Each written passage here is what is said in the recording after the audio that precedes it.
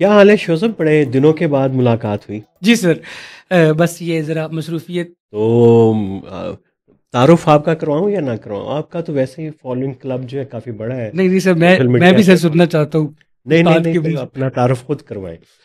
میرا نام میرے تو شوزب. چھوٹا سا آڈینس ہے، 100-200 کے قریب. شوزب کا تو آڈینس بہت بڑا ہے، وہ تو جانتے ہوں گے. یہ میرے 200 آڈینس کے لیے تعارف کروا رہے ہیں. میرا نام شوزب عسکری ہے اور میں رانا صاحب کا براہ راست شاگرد ہوں اور مجھے اس پہ فخر ہے. اور میں اس کے علاوہ راولپنڈی ویمن یونیورسٹی میں مطالعہ پاکستان پڑھاتا ہوں. اچھا، یہ شاگردی والی بات جو ہے نا، یہ ٹھیک نہیں ہے. استاد آپ خود ہیں. سر آپ استادوں کے استاد ہیں. اچھا ہاں جی. چلیں. تو بس یار، ہم سوچ رہے تھے کہ کوئی گفتگو کریں کہ ایران کے کانفلکٹ کے بعد، اسرائیل کی جنگ کے بعد بہت ساری چیزیں تبدیل ہوتی جا رہی ہیں جی سر. اور بہت بنیادی سوالات اٹھنا شروع ہو گئے. مثلاً ابھی اگر آپ یوٹیوب پہ جا کے دیکھیں تو رضا شاہ پہلوی کی ڈائنیسٹی کے اوپر اتنا کچھ پڑا ہوا ہے، انڈیا سے لے کے امریکہ تک اس کے اوپر. پھر شیعہ اسلام کیا ہے، واٹس ایپ گروپ بھرے ہوئے ہیں کہ یہ پھر یہ مرچہ کیا ہے، سیاسی اسلام شیعہ ازم میں کیا ہے، اور جو روحانی اسلام کیا ہے. یہ ایک دم سے ڈبیٹ شروع ہو گئی ہے. تو میں نے سوچا پی ایچ ڈی بھی کر رہے ہو اس کے اوپر، تو ہمیں بتاؤ یہ ہے کیا ڈبیٹ، خاص طور کے اوپر یہ جو سیاسی اسلام کی اور جو ہے اسپرچل اسلام کی ڈبیٹ کیا ہے شیعہ اسلام میں. وہاں سے شروع کرتے ہیں. بہت اچھا ہوا سر یہ کہ جو کچھ دنیا میں اس وقت ہوا ہے اس سے کم از کم یہ جو بحثیں شروع ہوئی ہیں، یہ بحثیں بہت ضروری ہیں اور یہ لوگوں تک سامنے آنی چاہیے. المیہ یہ ہے کہ بہت سطحی قسم کی ابحاث، اور اب خاص طور پر پڑھنے کے بعد اندازہ ہوا ہے کہ دنیا بھر میں یہ معاملہ ہے، صرف ہمارا میڈیا ہی نہیں. آپ اگر گارڈین اور ٹیلی گراف اور انڈیپینڈنٹ کو بھی دیکھیں گے تو وہاں بھی پتہ نہیں کیسے کچھ ایسے مضامین چھپ جاتے ہیں، کچھ ایسی رائے چھپ جاتی ہے، ایسا تجزیہ چھپ جاتا ہے جس کا زمین پر حقیقت سے تعلق نہیں ہوتا. اور یہ خاص طور پر مشرق وسطیٰ کے تنازع کے دوران اسرائیل کے معاملے پر اور ایران کے معاملے پر، جہاں ہمیں بہت اچھا تجزیہ اور بہت کچھ نیا سیکھنے اور سمجھنے کو ملا، وہاں یہ بھی ہوا. ہم نے دیکھا کہ انٹرنیشنل جو آؤٹلیٹس ہیں وہاں پر اس طرح کا بے سروپا تجزیہ شائع ہوا.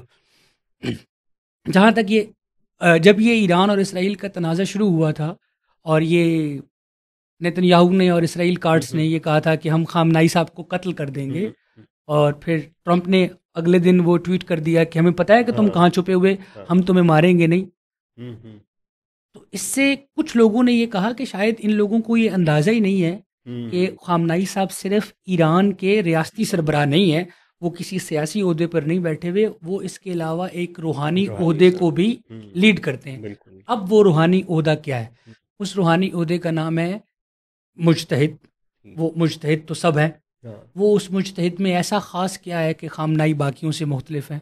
اہل تشیع میں جہاں توحید ہے، اللہ کی وحدانیت، اور جہاں رسالت ہے، رسول خدا کی خاتم النبیون، جہاں قیامت ہے، اس میں تو ہم اور اہل سنت یا اہل تشیع اور اہل سنت ایک. لیکن یہ جو عدالت اور امامت کا کانسیپٹ ہے، یہ شیعوں کو اہل سنت سے ممتاز کرتا ہے، علیحدہ کرتا ہے. تو عدالت، اللہ عادل ہے، ٹھیک، وہ عدل کرے گا. اور امامت نبوت کے بعد شروع ہوتی ہے، اور امامت منصوص من اللہ ہے. جیسے اللہ نے نبی بنائے کم و بیش 1,24,000، اسی طرح اللہ سبحانہ وتعالیٰ ہی امام بنائے گا. تو اللہ نے جو امام بنائے ہیں ان کی فہرست ہے. حضرت امام علی پہلے امام ہیں، حسن دوسرے، حسین تیسرے، اور یہاں امام مہدی تک بات آتی ہے. اہل تشیع کے یہاں امام مہدی پیدا ہو چکے ہیں اور وہ 5-6 سال کی عمر میں غیبت میں چلے گئے تھے، اور جب تک قیامت قریب آئے گی وہ اس وقت ظاہر ہوں گے. جب امام نہیں ہے تو اہل تشیع رہنمائی کے لیے کہاں جائیں؟ اہل تشیع کے یہاں یہ ایک انسٹیٹیوشن اسٹیبلش ہوا ہے جس کو کہتے ہیں اجتہاد. یہ کب ہوا؟ کس امام جعفر؟ امام حسن عسکری، 11ویں امام عباسی. یہ جو تصور بالکل ٹھیک ہے، یہاں سے آ جائے، یعنی ہم کیونکہ اسماعیلی اسلام میں تو چل رہی ہے امامت، ان کے ہاں زندہ امامت ہے، چونکہ وہ امام جعفر صادق کی بجائے ان کے بھائی امام اسماعیل کو مانتے ہیں، تو ان کی تو لڑی چلتی چلی آ رہی. امام حسن عسکری سے، امام حسن عسکری تک تو سب کا اتفاق ہے کہ 11 امام تھے اہل بیت میں سے. اب امام حسن عسکری کا کوئی بیٹا محمد مہدی تھا یا نہیں تھا، اس میں اہل تسنن سنیوں کے ہیں اور شیعوں کے اختلاف۔ سنی کہتے ہیں ابھی وہ پیدا ہوں گے، شیعہ کہتے ہیں وہ پیدا ہو چکے ہیں مگر وہ خدا کے حکم سے غائب ہیں، اور عراق میں سامرہ شہر جو ہے وہاں سے وہ غائب ہوئے تھے، اور پھر ان کی ظہور کی چند نشان جب وہ نہیں ہیں ہمارے سامنے اور ہم رہنمائی کے لیے ان کے پاس نہیں جا سکتے، تو ایسے کسی زمانے میں جو اہل بیت کے ماننے والے یعنی جو شیعہ ہیں وہ رہنمائی کے لیے کس کے پاس جائیں؟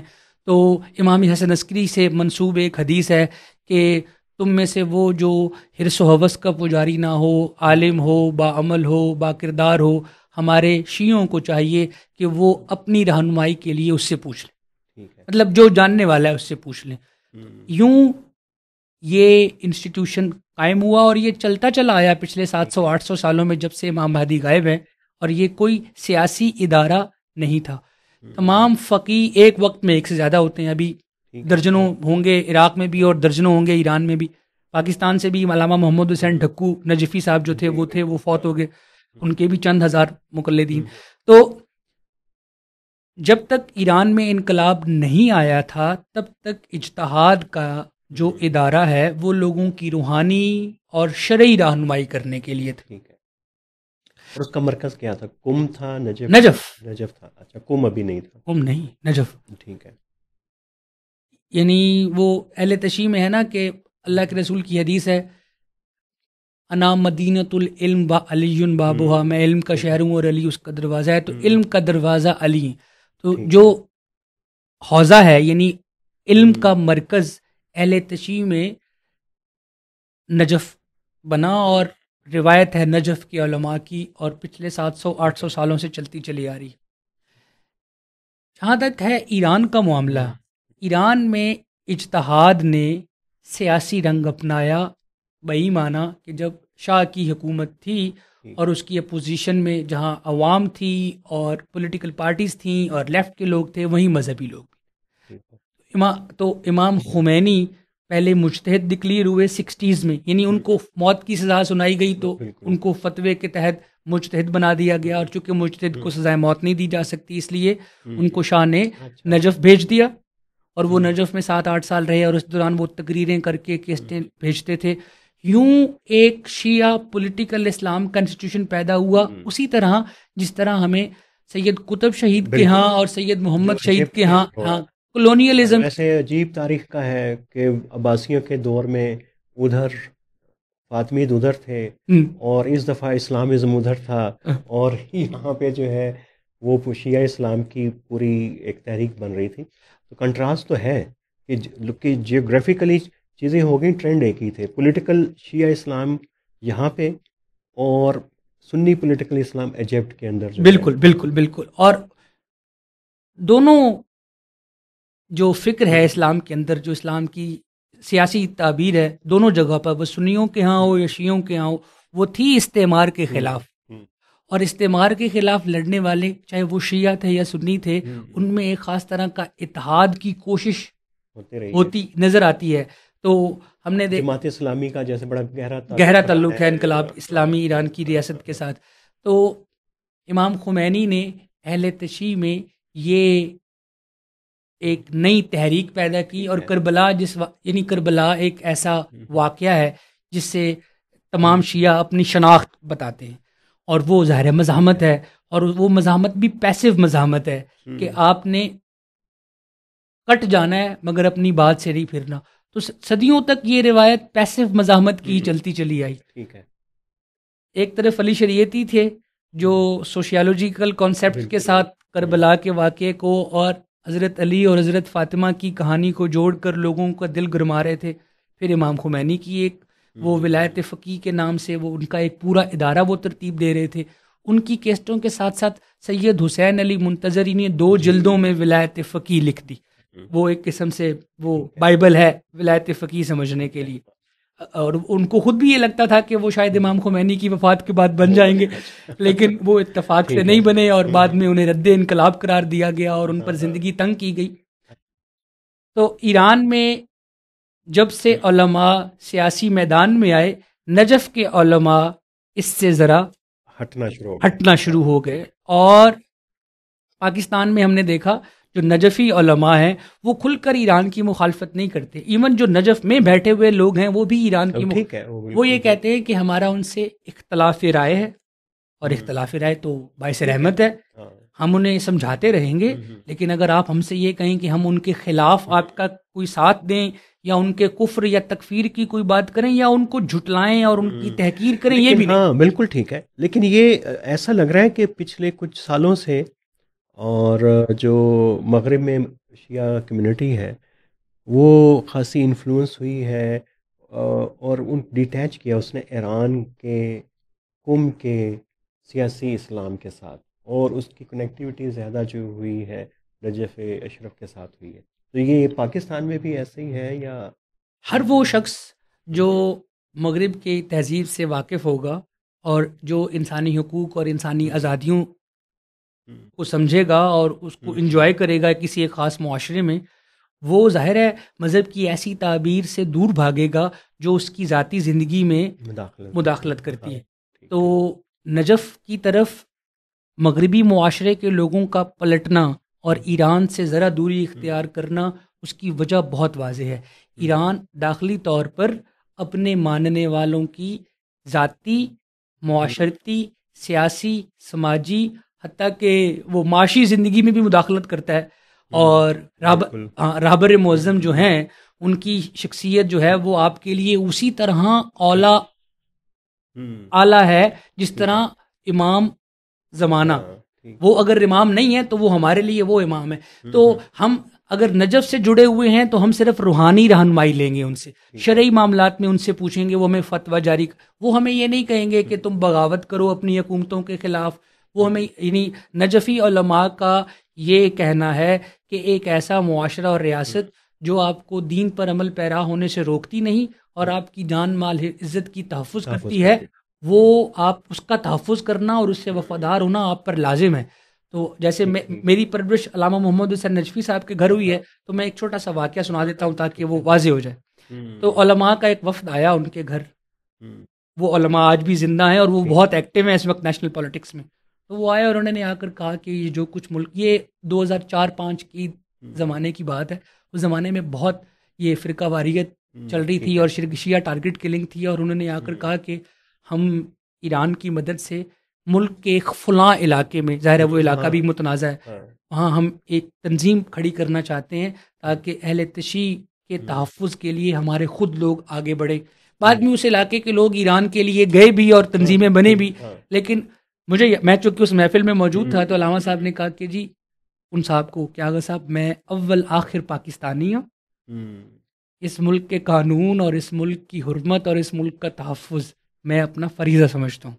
تو ایسا کوئی بھی کام جو آپ کرنے جا رہے ہیں اور پاکستان کے آئین کے خلاف ہے، اس میں آپ محمد حسین نجفی صاحب کو اپنا معاون نہیں پائیں گے.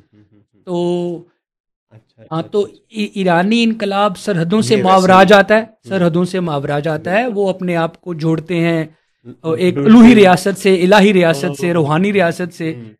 نجف کا ایسا کچھ نہیں ہے. وہ صرف آپ کو یہ بتاتے ہیں کہ اپنا اخلاق اچھا کریں. یعنی میں ایک جملہ کوٹ کر دیتا ہوں، حکیم خاندان کے ہی ایک عالم دین ہیں جن کا حال ہی میں ایک انٹرویو میں نے انگریزی سے اردو میں ترجمہ کیا تھا. تو مولانا صاحب فرماتے ہیں کہ علماء کا کام ہے لوگوں کی روحانی رہنمائی کریں. ہمارے کردار سے لوگ اپنا لباس بہتر کریں، ہمارے کردار سے لوگ اپنا گفتار بہتر کریں. مولویوں کا کام نہیں ہے کہ وہ لوگوں کو سمجھائیں کہ پہننا کیسے ہے اور کھانا کیسے ہے. پھر ایک اور جملہ ہے ان کا کہ میں بھی جب کبھی عراق سے ایران جاتا ہوں تو یہ جبہ اور دستار اتار کے سادہ کپڑے پہن لیتا ہوں، کیونکہ ایرانی ریاست اور ایرانی علماء نے شیعہ علماء کو اتنا بدنام کر دیا ہے کہ اب ہمیں ایرانی معاشرے میں یہ جبہ دستار پہن کر چلتے ہوئے خوف آتا ہے. یہ جملے 2 سال پہلے کے ہیں، ہو سکتا ہے یہ جنگ کے بعد حالات بدل گئے ہوں کیونکہ ظاہر ہے حب الوطنی بڑھ جاتی ہے. اچھا یہ بتائیں کہ یہ جو مرجعات کا جو تصور ہے، اس میں تو ایک تو اس کے اوپر بھی ہم آئیں گے، لیکن یہ جو عرب شیعہ اسلام اور پرشین شیعہ اسلام، اس میں کیا فرق ہے؟ عراق اس کو عرب کہتے ہیں جو کہ اصل جو شیعہ اسلام کی فارمز ہیں وہ تو یہاں پہ ہیں. تو ایران میں جو قم جو مرکز ہے وہ شاید اس طریقے سے نہیں ہے. وہ ایک سیاسی اسلام کی تعبیر یہ بھی ہے، وہ اپنے آپ کو اسلام سے بڑھ کے ایک پرشین سویلائزیشن کا کسٹوڈین بھی سمجھتا ہے. تو اس میں کیا فرق ہے؟ یہ کہیں پہ کوئی تضاد ہے، کشمکش ہے آپس میں؟ عرب عجم کے درمیان جو نسلی تفریق ہے اور اس تفریق کی بنیاد پر جو ایک دوسرے سے امتیاز برتا جاتا ہے، اب وہ تو ایک ویزیبل آبویس چیز ہے. اور وہ اس لیے نہیں ہے کہ تم شیعہ ہو، وہ اس لیے نہیں ہے کہ تم سنی ہو، وہ اس لیے ہے کہ میں عرب ہوں اور وہ دوسرے والا کہہ رہا ہے کہ میں فارس ہوں، میں فلانی تہذیب کا وارث ہوں، وہ کہتا ہے کہ میں اسلام ہمارے یہاں آیا ہے. تو یہ جو نسلی تفاخر کا معاملہ ہے یہ دونوں کمیونٹیز کے ساتھ ہے. ایرانیوں کا ذرا یہ ہے کہ وہ اپنے علاوہ، چونکہ انہوں نے اپنے شیعہ اسلام کے بل بوتے پر ایک ریاست حاصل کر لی ہے، تو لہٰذا ان میں یہ جو پرائیڈ ہے وہ ذرا زیادہ نظر آتا ہے، کیونکہ پیچھے ریاست کی طاقت ہے. اور پھر سمبلز موجودہ زمانے میں جو شیعہ اسلام کو دنیا میں متعارف کرانے والی تصویریں ہیں، علامتیں ہیں، وہ اکثر ایرانیوں کی ہیں. مثلا قاسم سلیمانی، بالکل، ابھی جو ہاں وہ ہم سب اس کو اون کرتے ہیں، چاہے وہ ہم حزب اللہ سے ہیں، چاہے ہم لبنانی ہیں، چاہے ہم عراقی ہیں، چاہے ہم کویتی ہیں، سعودی ہیں، کوئی بھی شیعہ ہے وہ اس لیے اس کو پسند کرتا ہے کہ وہ بیت المقدس کو آزاد کروانے والی فوج کا سپہ سالار ہے ایک. تو وہ ایرانی ہیں. پھر علی شریعتی ایرانی ہیں، وہ انٹلیکچوئل. سیستانی صاحب بھی تو بڑے معروف ہیں اور ان کا بھی تو اس میں کوئی دو رائے نہیں کہ علم میں اور روحانیت میں اور اس مرتبے میں جس مرتبے کو شیعہ روحانیت کہتے ہیں، آیت اللہ سیستانی عالم ہے، یعنی سب سے بڑے عالم ہیں. آیت اللہ خوئی کے بعد پوری دنیا میں جس طرح ان کے ماننے والے لوگ پائے جاتے ہیں، ظاہر ہے خامنائی صاحب کے نہیں ہیں، ظاہر ہے دیگر مجتہدین کے نہیں ہیں. وہ کیا چیز ہے جو انہیں باقیوں سے یا ایرانیوں سے الگ کرتی ہے؟ میں پچھلے 20 سال سے اس سبجیکٹ کو اسٹڈی کر رہا ہوں. میں نے گن کر ان کی 3 یا 4 سیاسی بیانات یا ایسے بیانات سنے ہیں جنہیں آپ سیاسی کہہ سکتے ہیں. 20 سالوں میں عراق پر حملہ ہوا، صدام حسین کی حکومت گری، تشدد کا ایک لمبا پیریڈ چلا. جب امریکہ انتخابات نہیں کروا رہا تھا تو ان کا ایک ایسے ہی جمعے میں بیان آیا کہ امریکہ کو چاہیے کہ اب انتخابات کروا لینے چاہیے. انتخابات ہو گئے. پھر انہوں نے کہا ایک دفعہ 2014 میں کہ نجف اور کربلا کی حفاظت کے لیے داعش کے خلاف جہاد کرنا چاہیے. تو وہ 4.5 لاکھ لوگ جہاد کے لیے پہنچ گئے. ابھی انہوں نے حال ہی میں کہا ہے کہ خامنائی صاحب کو قتل کرنے کی دھمکیاں دینے والے جو کوئی بھی ہیں وہ آگ سے کھیل رہے ہیں، وہ اس کام سے باز رہے ہیں. اس بیان نے ان لوگوں کو بھی ضرور محتاط کیا ہوگا جنہوں نے وہ امریکہ کو انتخابات کروا دینے چاہیے اس بیان کا خیر مقدم یا اس کا پاس کیا تھا. جن لوگوں نے داعش کے خلاف 4.5 لاکھ لوگوں کی فوج ایک لمحے میں بنتی ہوئی دیکھی تھی، یعنی یہ کہ وہ پھر اکٹھا پورا جو ڈیوائیڈ ہے شیعہ میں وہ ختم ہو جائے گی، وہ ختم ہو جائے گی. اور ان کو ولایت فقیہ سے صرف اجتہادی اختلاف ہے، ایسا کچھ نہیں ہے کہ آپ ولایت فقیہ پر تلواریں اور بندوقیں اور جہاز لے کر چڑھ دوڑیں، جہاز لے کے چڑھ دوڑیں گے اور دنیا بھر کے شیعہ یہ کہتے رہیں گے چلو یہ تو خامنائی کو مار رہے ہیں یا ایران کو مار رہے ہیں، ہمارا اس سے کوئی تعلق نہیں. تو یہ تو پھر بہت ہی خطرناک چیز ہے یہ اس کانٹیکس کے اندر. اور کل فتویٰ آ گیا ہے، کل فتویٰ آیا ہے، مجھے میں پھر نام غلط نہیں لینا چاہیے، لیکن ناصر مکارم شیرازی صاحب کا فتویٰ ہے یا سید محمد شیرازی صاحب، کسی ایرانی مجتہد کا فتویٰ ہے، اور جن کا ہے ان کی اچھی خاصی فالوئنگ ہے. اور ان کا فتویٰ ہے کہ نتنیاہو اور ٹرمپ دونوں واجب القتل ہیں اور ان کو قتل کرنا آپ کا شرعی فریضہ ہے. یہ اتنا خطرناک اس لیے ہے کہ امام خمینی نے سلمان رشدی کے بارے میں ایک فتویٰ دیا تھا. خمینی صاحب کو دنیا سے گئے ہوئے 40 سال کے قریب ہونے کو آئے ہیں، لوگ آج بھی وہ فتویٰ سینے سے لگائے ہوئے سلمان رشدی کی تلاش میں ڈھونڈتے پھرتے، اور ابھی حال ہی میں ان پر حملہ ہوا اور ان کی گردن اور آنکھ پر چاقو واقو مارے گئے. تو یہ ہے. لیکن یہ ایران کی اور اسرائیل کے کانفلکٹ کے بعد کیا شیعہ پولیٹیکل اسلام زیادہ مضبوط ہوا ہے، ایران زیادہ مضبوط ہوا ہے، یا شیعہ کا رجحان جو ہے نجف کی طرف زیادہ گیا؟ نجف کی طرف رجحان یہ ابھی 13 جون سے پہلے تک تو تھا، نظر بھی آتا تھا. یہ وہ ایک محاورہ ہے حب علی اور بغض معاویہ یہ ایران سے عقیدت کی وجہ اس لیے نہیں کہ ایران میں علم اور روحانیت زیادہ ہے، پرابلم اسرائیل سے ہے. یہ جو اسرائیل نے پچھلے 2-2.5 سال میں فلسطین اور خاص طور پہ غزہ میں کیا ہے، دنیا کا ہر حساس آدمی یہ چاہتا ہے کہ کسی طرح کا کوئی جسٹس ہو، اور اسرائیلی معاشرہ، اسرائیلی ریاست نہیں، اسرائیلی معاشرہ وہ تکلیف سہے جو انہوں نے پچھلے 80 سال سے فلسطین اور باقی ہمسایوں پر ڈھا رکھی ہے، اور خاص طور پر پچھلے 2 سال سے. ابھی ایران نے جس طرح 12 دنوں میں مقابلہ کیا ہے، وہ ایک دم سے بالکل ہاں اس کا ہاں تو وہ جو نفرت ہمارے دلوں میں اسرائیل سے تھی، اور ہم چاہتے تھے کہ کوئی بھی آئے اور ان کو آ کر سبق سکھائے، تو وہ تو ایران نے سبق سکھا دیا. اور ایران نے سبق سکھایا، اس کے لیے اس نے کربلا کا استعارہ استعمال کیا، اس نے محرم کے مہینے میں جنازے اٹھائے. یہ ساری چیزیں کانشیس بینگ اور ریشنل بینگ سے کہیں زیادہ ایموشنل بینگ آپ کا جو ہے نا.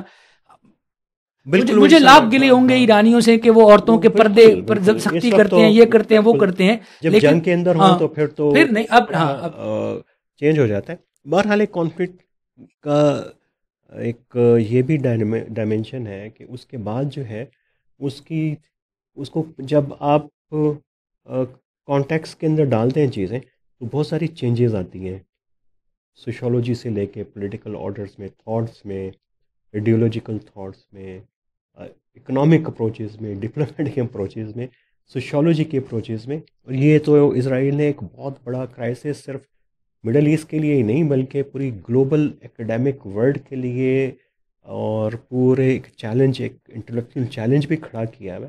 اس کے اوپر تو بہت کام ہوگا.